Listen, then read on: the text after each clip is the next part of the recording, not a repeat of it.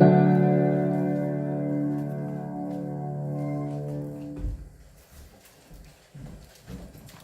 시간 우리에게 주시는 하나님의 말씀은 요한복음 12장 1절에서 8절까지의 말씀입니다. 요한복음 12장 1절에서 8절까지의 말씀입니다. 요한복음 12장 1절에서 8절까지의 말씀, 하나님의 말씀을 경청하십시오.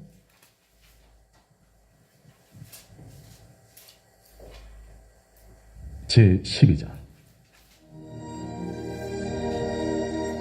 6월절 엿새 전에 예수께서 베다니에 이르시니 이곳은 예수께서 죽은 자 가운데서 살리신 나사로가 있는 곳이라. 거기서 예수를 위하여 잔치할세 마르다는 일을 하고 나사로는 예수와 함께 앉은 자 중에 있더라.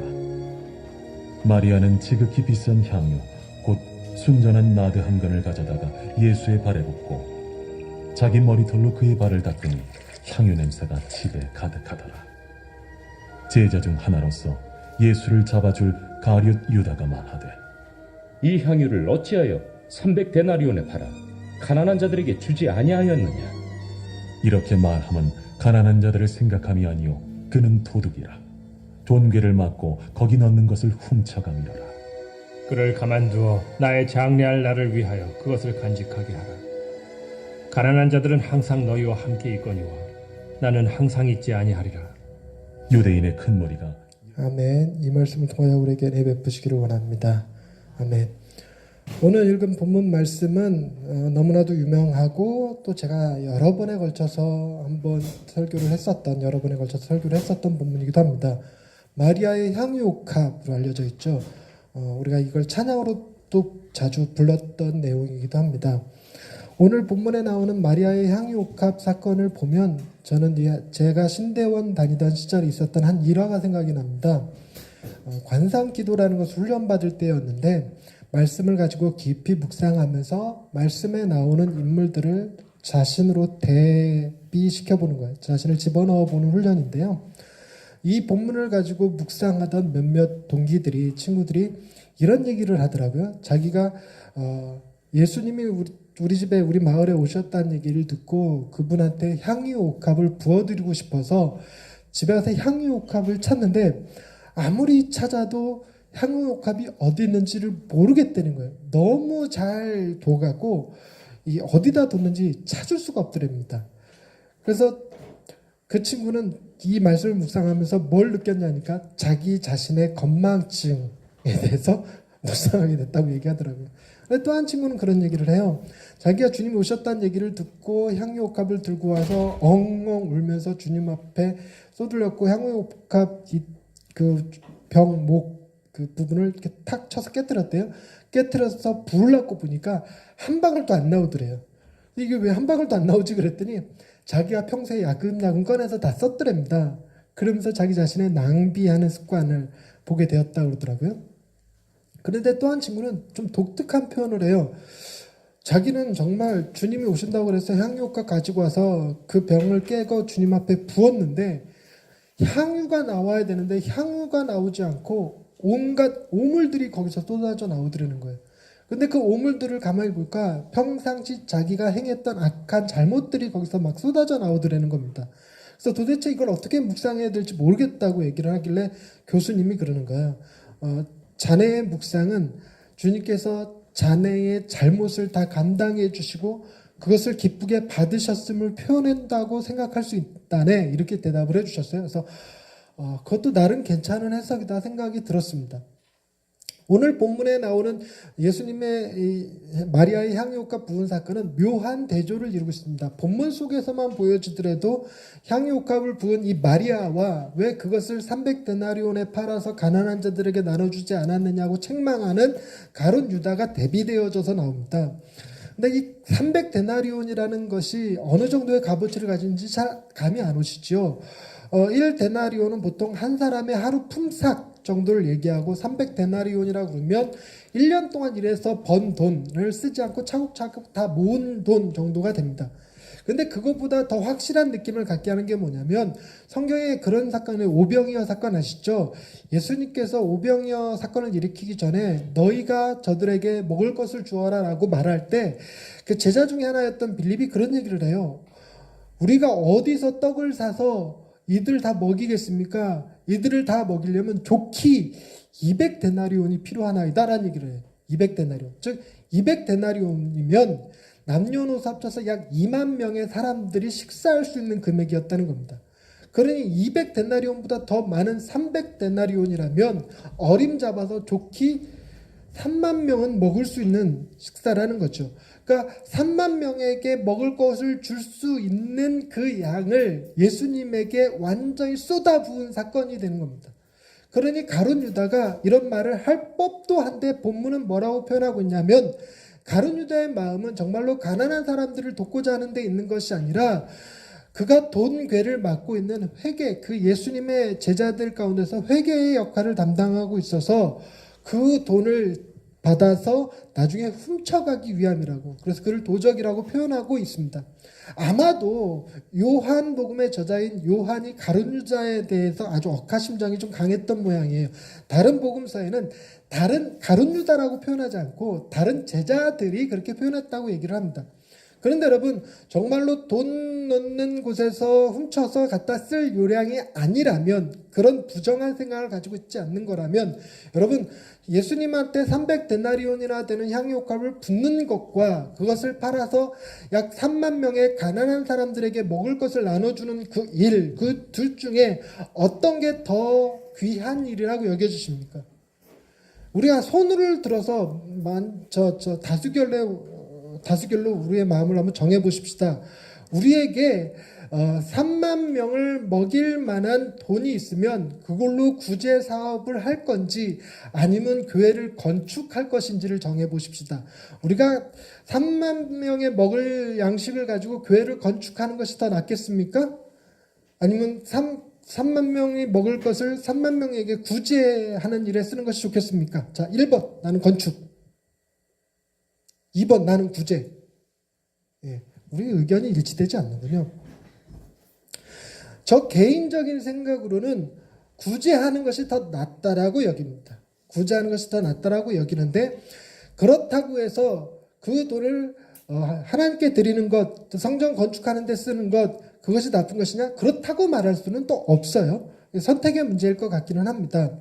향유옥합과 달리 향유옥합은 300데나리온 정도지만 솔로몬이 지은 성전은 아마도 자기네 나라의 가난한 사람들을 전부 다 구제하고도 이웃 나라의 가난한 사람들까지 다 구제할 수 있는 금액이 들어갔을 거예요. 어마어마한 돈이 들어갔거든요. 헤롯 성전을 지을 때도 마찬가지였습니다. 얼마나 화려하게 지었는지, 자그만치 60년이 넘는 세월 동안 건축이 되었고, 그 기간 동안에 사람들을 쥐어짜서 모은 돈이 어마어마했어요. 그래서 가난한 사람들에게서조차 성전세를 받았습니다. 그러니까 그런 것들이 모두 다 나쁜 것이다 라고 말할 수는 없어요. 필요에 따라서 할 수 있습니다. 그런데 오늘 본문에는 단순히 이 향유 부은 마리아와 그것을 가난한 자에게 써야 된다고 주장했던 가룟 유다 두 사람만의 비교만을 얘기하고 있지는 않습니다. 오늘 본문 시작할 때 그렇죠. 나사로가 사는 동네라고 표현하고 있습니다. 베다니. 나사로가 지금 예수님 옆에 같이 나란히 앉아있기도 하는데, 이 나사로가 누구냐면 우리가 읽은 12장 바로 앞장 11장에서 죽었다가 살아나는 경험을 한 사람이 나사로예요. 나사로가 죽었다가 살아나는 경험을 했는데, 그것을 본 마리아와 마르다가 있었고 동네 사람들이 있었고 또 그들로부터 보고를 받은 바리새인들이 있었는데, 그 사건에 대한 반응, 나사로가 죽었다 살아난 일에 대하여 사람들의 반응이 어떠했냐면 47절 말씀, 이에 대제사장들, 11장 47절, 이에 대제사장들과 바리새인들이 공회를 모으고 이르되 이 사람이 많은 표적을 행하니 우리가 어떻게 하겠느냐?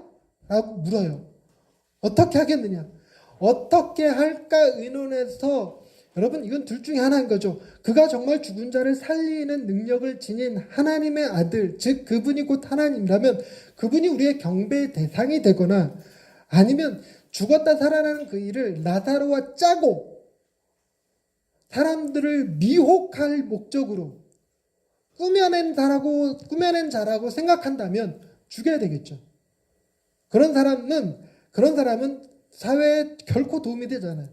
그러니까 우리나라에서도 이런 유의 사람들 있죠. 사기 치는 사람들, 문선명, 그리고 뭐죠? JMS, 정명석, 이런 사람들은 사회 악에 해당될 것입니다. 어떤 판단을 내리냐면 바리새인들과 대제사장들은 예수님을 죽이려고 모의를 합니다. 53절에 이날부터는 그들이 예수를 죽이려고 모의하니라.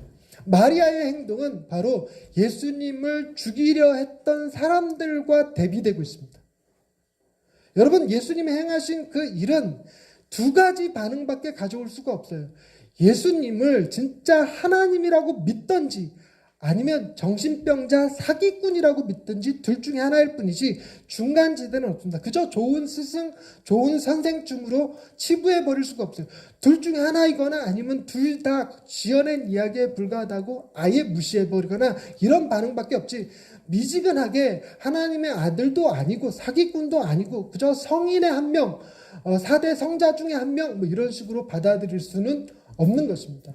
즉 우리 역시 예수님을 죽여야 된다고 생각하는 사람이거나 아니면 예수님에게 내 모든 것을 드려야 된다고 생각하거나 둘 중에 하나의 반응을 결정할 수밖에 없습니다. 과연 여러분들은 어떤 마음을 품고 이 자리에 나오셨습니까? 주님이 여러분들의 주인, 여러분들의 창조주, 여러분들의 구원자이심을 믿고 나오셨습니까? 아니면 예수 믿는 삶, 교회 다니는 삶, 교제하는 이것이 좋아서 그냥 나오신 것입니까? 최소한 이 자리에 나오신 분들 중에는 예수님을 사기꾼이라고 고백하고 나오시는 분은 없을 거라고 생각은 듭니다. 그런데 오늘 본문 12장에서 또 다른 주목해야 될 것이 하나 더 있습니다. 그게 무엇이냐면 이 마리아가 향유옥합을 어디에 부었느냐는 것입니다. 본문에서 찾아보십시오. 향유옥합을 어디에다 붓습니까? 예수님의 발에 붓습니다. 여러분들도 향수를 써보셨겠지만 향수를 보통 어디다 뿌립니까? 여기저기 뿌릴 수는 있겠죠. 최소한 어디다가는 안 뿌릴까요? 발에다가는 안 뿌립니다. 혹시 발냄새가 좀 심하다 그러면 뿌리는지도 모르겠어요. 그런데 그렇지 않고서야 발에 잘 안 뿌립니다. 그리고 다른 본문, 이게 이 향유옥합 부은 사건이 이 요한복음에만 기록되어 있는 것이 아니라 마태, 마가, 누가복음에도 공이 다 적혀 있습니다. 그런데 다른 복음서들은 대개 머리에 부었다라고 되어 있습니다. 머리에 부은 향유가 300데나리온 한 근이기 때문에 굉장히 양이 많습니다. 완전히 몸을 적셔서 발끝에까지 흘러요. 발끝에까지 흘러서 발에도 적셔졌어요. 즉 다시 말해서 발에만 부은 것이 아니라 발에도 적셔졌는데 요한은 유난히 발에 집착했어요. 약간 이 성향이 조금 의심스럽긴 하죠. 그런데 여러분, 단순히 발에 부은 사건으로 요한이 그 발에 집착하는 데에는 또 다른 이유가 있었습니다. 여러분, 12장 다음이 13장인데 13장에 보면 무엇이 나오냐면 3장 1절, 유월절 전에 예수께서 자기가 세상을 떠나 아버지께로 돌아가실 때가 이른 줄 아시고 세상에 있는 자기 사람들을 사랑하시되 끝까지 사랑하시니라 라고 시작되는 그 말씀이 뭐에 대한 얘기를 하고 있냐면 세족식에 관한 이야기를 하고 있습니다. 세족식. 4절, 저녁 잡수시던 자리에서 일어나 겉옷을 벗고 수건을 가져다가 허리에 두르시고 이에 대하에 물을 떠서 제자들의 발을 씻으시고, 이렇게 기록되어 있죠. 그래서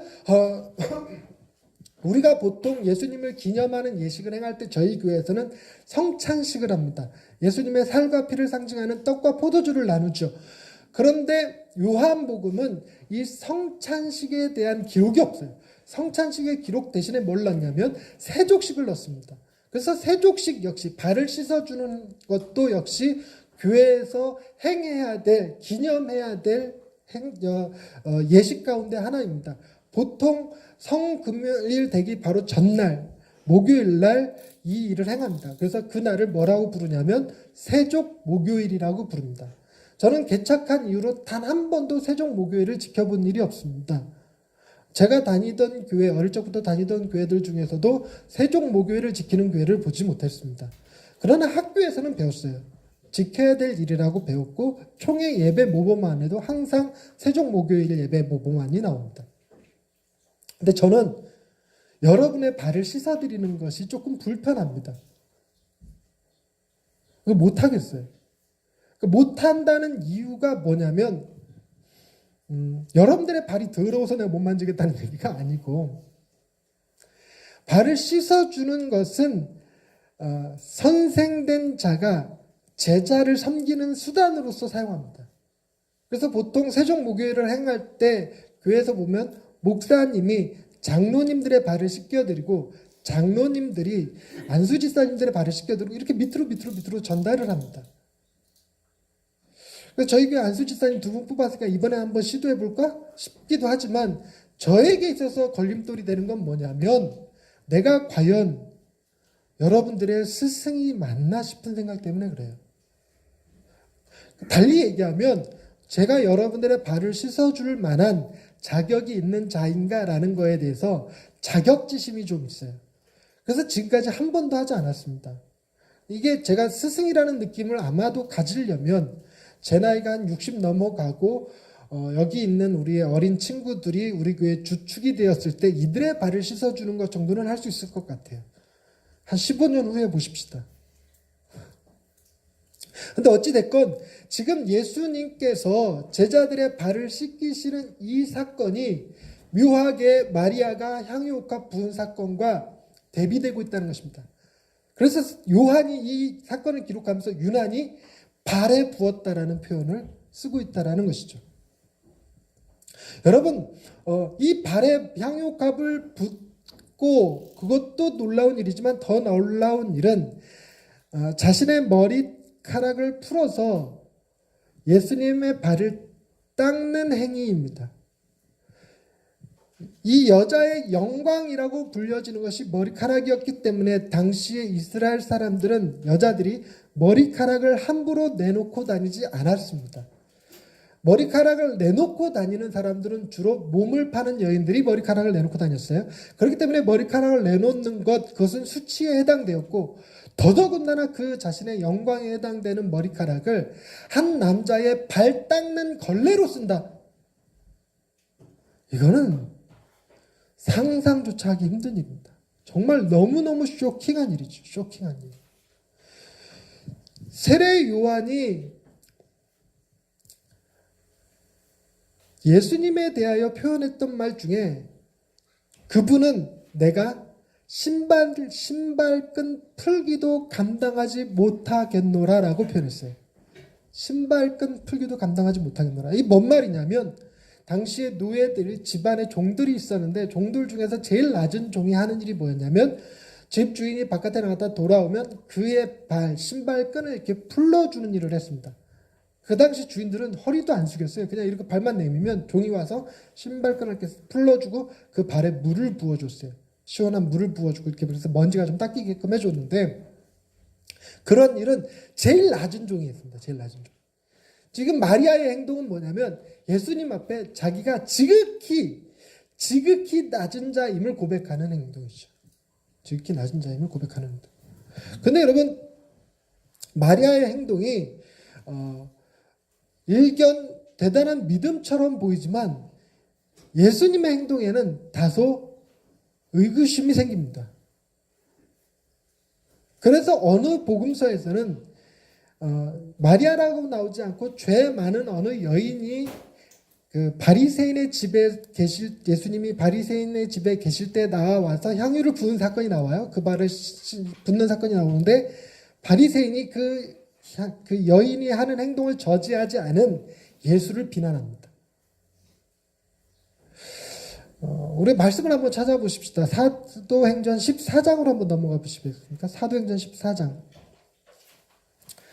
사도행전 14장에 가면 바울과 바나바가 이고니온, 루스드라라고 하는 곳에 가서 복음을 전하는 장면이 나옵니다. 8절 말씀, 14장 8절 말씀에 보면, 루스드라에 발을 쓰지 못하는 한 사람이 앉아 있는데 나면서 걷지 못하게 되어 걸어본 적이 없는 자라. 이런 사람을 바나바와 바울이 고치는 사건이 나옵니다. 고쳐주자 11절에 보시면 무리가 바울이 한 일을 보고 루가오니아 방언으로 소리질러 이르되 신들이 사람의 형상으로 우리 가운데 내려오셨다 하여 바나바는 제우스라고 하고 바울은 그 중에 말하는 자이므로 헤르메스라고 불렀다고 합니다. 헤르메스는 제우스의 전령사였습니다. 그래서 이게 말로만 끝난 것이 아니라 13절에 보니까 시외 제우스 신당의 제사장이 소와 화환들을 가지고 대문 앞에 와서 무리와 함께 제사하려고 했어요. 누구한테? 바울과 바나바한테. 바울과 바나바한테 제사하려고 하자 14절 두 사도 바나바와 바울이 듣고 옷을 찢고 무리 가운데 뛰어 들어가서 소리질러 이르되 여러분이여 어찌하여 이러한 일을 하느냐? 우리도 여러분과 같은 성정을 가진 사람이라 라고 얘기를 합니다. 이게 바른 반응이라는 거예요. 지금 바나바와 바울은 그 마을 사람들이 행하는 자신들을 신처럼 대우하는 일에 대하여 적극적으로 말리고 있어요. 뭐 하면서까지 말리냐면 자신의 옷을 찢어서 자신이 인간임을 보여주는 것까지 행하면서 그 일을 하고 있다는 겁니다. 그런데 이거와 묘하게 대비되는 것이 오늘 본문에 나오는 예수님의 반응이시죠. 예수님은 이 300데나리온이나 되는 향유옥합을 가지고 발에 붓고 머리카락을 풀어서 그 발을 닦는 일을 하는데 이게 굉장히 여자로서 해서는 안 될 수치스러운 행동인데도 불구하고 예수님은 가만히 계셔요. 저지하지 않으세요. 너 왜 이래? 미쳤어? 정신 차려? 이러고 말하지 않고 그냥 그대로 놔두고 있습니다. 심지어 뭐라고까지 표현하고 계시냐면 오늘 본문 12장 7절 말씀 예수께서 이르시되 그를 가만두어 나의 장리할 날을 위하여 그것을 간직하게 하라. 오히려 권면하고 계십니다. 권면. 심지어는 다른 복음서에 보시면 복음이 전파되어지는 곳에 이 여자의 행한 일도 함께 전파되리라. 즉 달리 얘기하면 너희들도 마리아의 행위를 본받으라 라고 얘기하고 있다는 것입니다. 만약 제가 여러분 중에 한 명, 송민이쯤 되겠죠. 송민이가 네가 가지고 있는 가장 귀한 것을 내게 갖다 주고 네 머리카락으로 내 발을 닦는다 그러면 내가 만약 그 행위를 가만히 있었다고 하면 너네 엄마 아빠가 나 죽이려고 할 거야. 뭐 이런 인간이 다 있어 이렇게. 그 자리에 지금 마리아만 있었던 것이 아니라 마리아의 언니 마르다가 있었고 마리아의 오빠 나사로가 있었어요. 그리고 이 집을 학자들의 경우에는 뭐라고 표현하냐면 나사로의 부모님 댁이라고 표현하는 사람도 있고 마르다의 남편 집이라고 표현하는 사람들도 있어요. 달리 얘기하자면 그 자리에 마리아의 친인척들이 있었다는 얘기입니다. 마리아의 친인척들이 있었는데 그들 중 몇몇은 굉장히 분노할 만한 일이에요. 분노할 만한 일. 근데 예수님은 그걸 그냥 두고 있습니다. 또 하나 놀라운 일은 8절 말씀입니다. 좀처럼 많은 사람들이 이 말씀을 이해하지도 못하겠고 순종하지도 못하고 받아들이지도 못하겠다라고 표현하는 거거든요. 8절 말씀을 다 같이 한번 읽어보십시다. 시작. 가난한 자들은 항상 너희와 함께 있거니와 나는 항상 있지 아니하니라 하시니라. 여러분 가난한 사람들은 항상 있으니까 어느 때고 도울 수 있지만 나는 그렇지 않으니 나에게 이 일을 행하는 게 맞다라고 말하는 게 옳아요? 여러분 저는 가난한 자들과 여러분들과 항상 같이 있을 것 같나요? 어떠세요? 저는 여러분들이랑 항상 같이 있을 것 같으세요? 아니에요. 저도 언젠가는 죽어요. 언젠가는 여러분 곁을 떠날 거예요. 그러나 가난한 자들은 여러분 주변에 항상 같이 있을 거니까 가난한 자들에게 줄 거 있으면 내게 갖고 오세요. 그러면 여러분 저를 옳다 하시겠습니까? 지금 예수님은 이게 말이 되지 않는 이런 일을 너무너무 자연스럽고 당연하다는 듯이 얘기하고 계십니다. 이런 얘기는 뭐 할 경우에만 가능한 얘기일까? 뭐 한 경우에만. 그가 곧 신인 경우에만 가능해요. 바울과 바나바가 옷을 찢고 그에게 제사하려는 사람들을 만류했던 것은 그는 신이 아니기 때문에 그랬습니다. 저 역시 제가 예수님의 행하신 그 일들에 대해서 여러분들이 제게 행하는 걸 용납한다? 그럴 수 없는 게 저는 신이 아니기 때문에 그렇습니다. 제가 여러분의 발을 씻어드리지도 못할 정도의 사람인데 무슨 여러분들한테 뭘 받고 머리카락을 풀어서 뭐 어쩌고 하는 일들을 행하며 감히 가난한 자들은 같이 여러분과 있었겠지만 나는 항상 있지 아니할 건 이런 표현을 쓸 수 있겠습니까? 예수님은 그분이 곧 신이시기 때문에 이것이 가능한 얘기였어요. 달리 얘기하자면 마리아의 눈에는 예수님이 누구로 보여졌냐면 하나님의 아들 메시아, 그분이 곧 신으로 고백되어졌습니다. 반면에 가롯 유다의 눈에는 그는 한낱 종교 지도자에 불과했습니다. 여러분들의 고백은 어떻습니까? 여러분들의 고백에 예수님은 내 모든 것을 다 드려도 되는 나의 주인, 나의 하나님이십니까? 아니면 주님 앞에 드릴 게 있으면 부모님께 드리고 교회에다 헌금할 돈 있으면 놀러가고 교회에다 봉사할 시간 있으면 차라리 공부하고 혹 그러고 살지는 않으십니까? 하나님을, 예수님을 입으로는 신이라 고백하지만 삶에서는 신이 아니라 내 삶의 파트너, 내 사업의 동반자, 나를 구원해 줄 코치 정도로 이해하고 있지는 않은가요?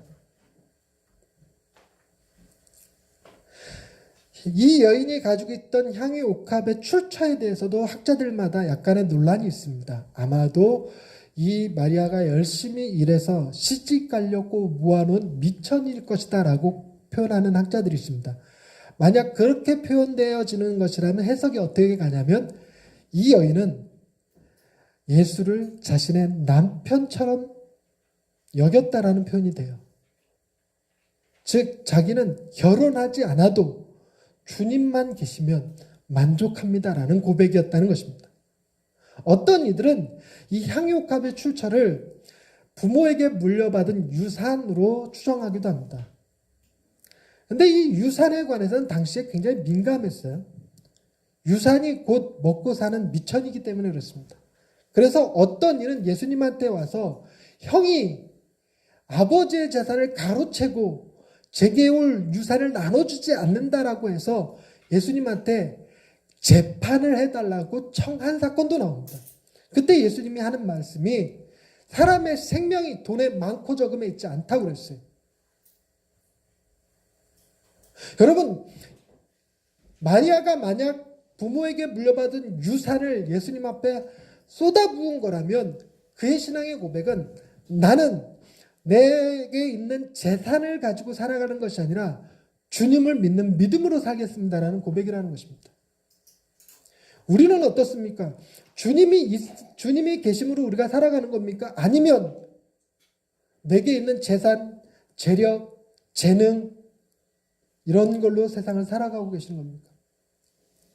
과연 우리는 무엇을 의지하고 살아가고 있는 것일까요? 마리아의 행위는 예수님께서 표현한 대로 모든 사람이 본받아야 마땅한 행동이기는 합니다. 하지만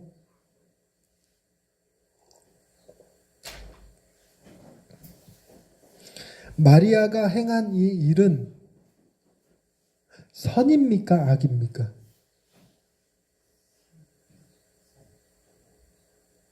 선입니까? 악입니까? 헷갈리시죠? 헷갈려 하지 마십시오. 항상 답은 정해져 있습니다. 누가 행한 거기 때문에 죄야? 사람이 행한 거기 때문에 죄예요. 그는 죄를 행한 거고 예수님은 그를 변호한 거예요. 여러분, 차인표가 아니죠. 남편들의 공공의 적이라고 불려지는 최수종이 왜 남자들의 공공의 적입니까? 마리아의 행동은 누구의 적이 될까요? 모든 예배자들의 적이 될 것입니다. 우리는 아무리 제가 이 자리에서 여러분 유산을 포기하고 결혼을 포기하고 정말 신앙의 고백으로 내 모든 것을 다 주님 앞에 드립시다 말해도 나는 안 해. 그러니 내가 지금 설교하고 있는 이 설교는 죄를 조장하는 것밖에 안 돼요. 마리아의 행동을 보면서 도저히 따라갈 수도 없고 행할 수도 없어요. 그렇다고 해서 여러분 예수님께서 마리아의 예배가 진정한 예배, 참된 예배였다라고 말하는 건 아닙니다. 여러분 진짜 예배, 참된 예배는 오직 누구만이 들으셨냐면 예수님만이 들으셨어요. 예수님만이 자기 자신을 제물 삼아 하나님 앞에 드림으로 가장 완벽한 희생 제사를 드리셨어요. 단 한 번의 제사로 모든 사람이 다 용서받을 수 있는 길을 마련하신 가장 진정한 제사는 오직 예수님만이 드릴 수 있기 때문에 사람이 행한 그 어떤 제사도 선이 될 수가 없어요. 마리아의 제사도 마찬가지입니다. 이게 마리아의 완벽한 예배를 할지라도 이것은 누구의 마음을 불편하게 했냐면 주변에 있는 사람들의 마음을 불편하게 했고 오늘날 이 말씀을 들여다보고 있는 저도 불편하고 여러분들도 불편하죠. 그런데 예수님은 마리아의 예배를 받으시고 뭘 행하셨냐면 진짜 예배를 드리시는 일을 행하셨습니다. 예수님의 발에 부어진 향유를 며칠 뒤에는 대못이 박아버립니다. 향유 대신에 대못이 박혀요. 그렇게 해서 예수님의 발에 향유가 부어지는 것이 아니라 예수님의 발에서 피가 쏟아져 나와요. 예수님이 이 제사를 드리심으로 말미암아 우리가 하나님 앞에 용납되어지는 거지 마리아가 예수님한테 행한 이 향유 부은 사건으로 우리가 마리아와 같은 대우를 받을 수 있는 건 아닙니다. 오히려 비교해서 우리의 예배가 얼마나 형편없는지 우리의 예배가 얼마나 가식적인지를 오히려 드러내는 수단으로밖에 사용되지 않습니다. 말씀을 읽다가 재밌는 말씀을 하나 발견했어요. 여러분 사무엘 하 9장으로 한번 넘어갑시다. 구약입니다. 사무엘 하 9장. 사무엘 하는 사무엘 상 뒤에 있습니다. 구약 476페이지입니다. 476페이지. 476페이지의 사무엘 하 9장에는 다윗과 무비보셋이라고 하는 사람의 이야기가 나옵니다. 무비보셋이 누구냐면 다윗의 가장 가까운 친구였던 요나단이라고 하는 친구의 아들입니다. 근데 그 요나단은 어떤 사람이냐면 요나단의 아버지가 사울 왕이었어요. 사울 왕. 그러니 당연히 2대 왕이 누가 되는 거냐면 요나단이 되어야 되지만 요나단은 2대 왕으로 다윗이 점쳐졌다는 사실을 알고 하나님께서 다윗을 택하셨다는 사실을 알고 그를 왕으로 세우기 위해서 도와줘요. 즉 자기가 받아야 될 왕위를 다윗에게로 양보합니다. 그의 아버지 사울은 요나단의 아버지 사울은 다윗을 죽여버리려고 애썼지만 번번이 요나단이 다윗을 도와주면서 사울의 계략이 실패로 돌아가게 만들었어요. 그랬는데 사울이 죽고 요나단도 죽을 때 한 사건이 있어서 무비보셋이 심하게 다쳐서 두 다리를 저는 사람이 됐습니다. 장애인이 되었죠. 장애인. 그 상태에서 오늘 본문의 말씀이 이어집니다. 그런데 제가 이 말씀을 재밌다라고 하는 것은 2절 말씀 때문에 그래요.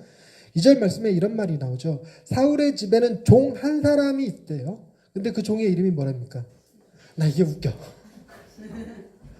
여기 키우는 개 이름이 종이 시바종이에요. 시바종. 시바견이죠. 시바견.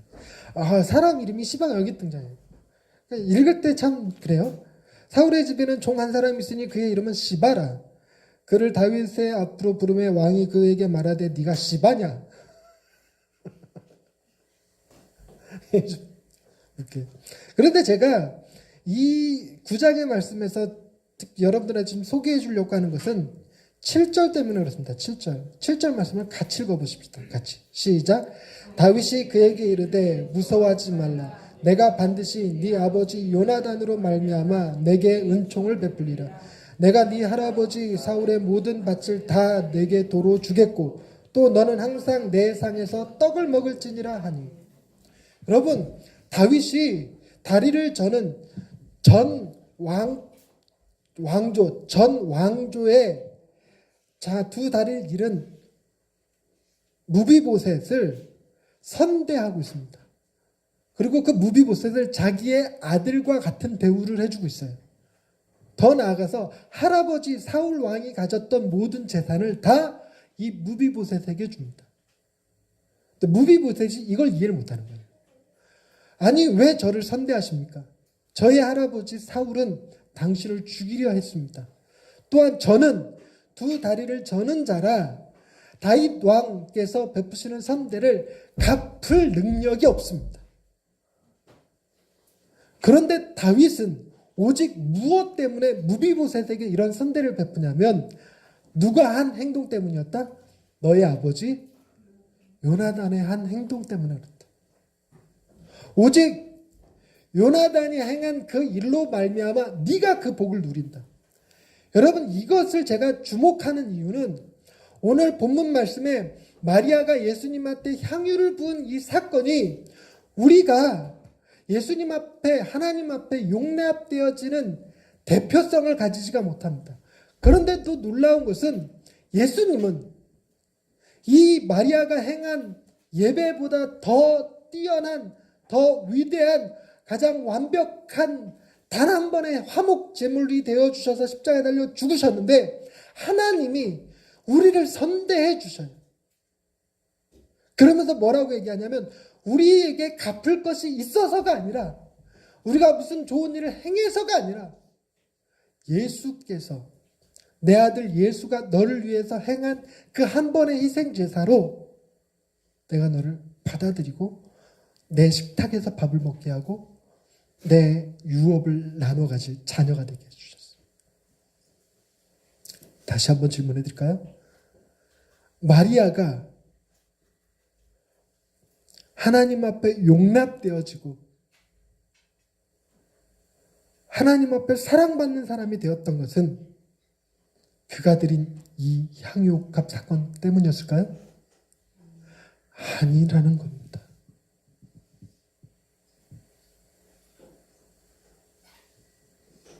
마리아 역시 그가 구원받을 수 있었던 것은 그가 행한 놀라운 예배 때문이 아니라 그를 대신해서 주님이 행하셨던 놀라운 희생제사 때문이었습니다.